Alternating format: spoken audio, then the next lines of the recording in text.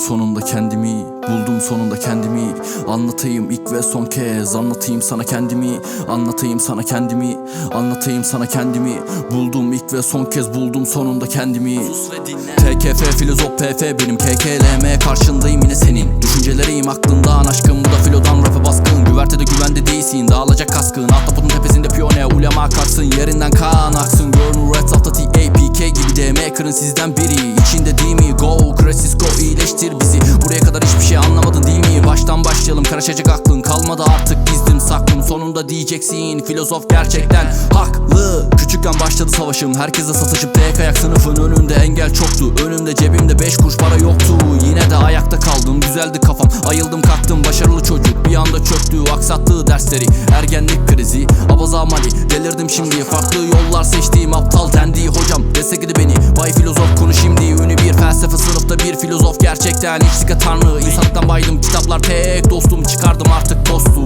Rap ile doğdum, bugün benim doğum günüm. İçecek misin doğusa şerbeti biçecek filo. Herkesi kız turu ile kalacağım son sura kadar. Rap İsa Mesih, bedenim çarmıh gibi ya da Mars gibi. Her şey iyi olsun beleş olsun lan filo. Komünist misin, dünyanın merkezi para diyen kapital köpek. Olmaktan iyidir, eskiden iyiydim, sana göre deliydim. Evimde evrildim, yavaş yavaş savaşım değişti. Filozof kaktüs biri, çelişki gördüğüm eğitimde. Değiştim evcilim zannettiğin, çekip gidip bir anda sabahın köründe.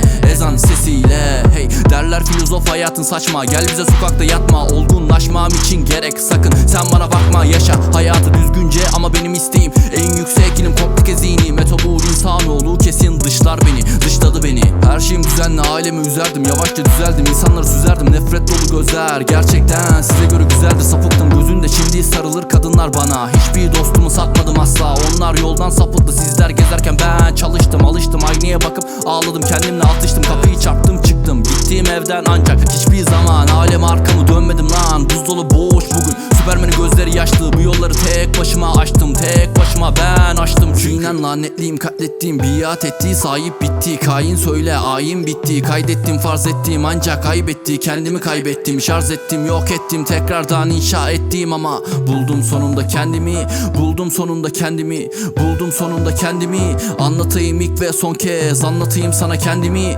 Anlatayım sana kendimi, anlatayım sana kendimi. Buldum ilk ve son kez, buldum sonunda kendimi.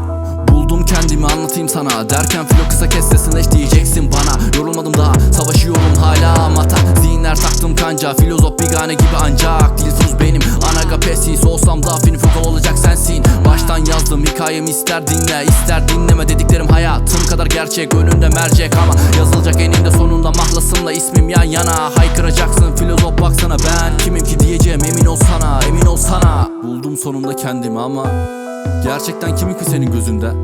Eskiden neysem oyum belki de. Belkilerle yaşanmaz ama tek bir kelime yeter sana. Filozof. Hey. İlk şarkıma 3 sene oldu, daha her şeyi anlatmadım, bekle. Ben TKF filozof PF. Sen artık ne dersen de umurumda değil. 2i.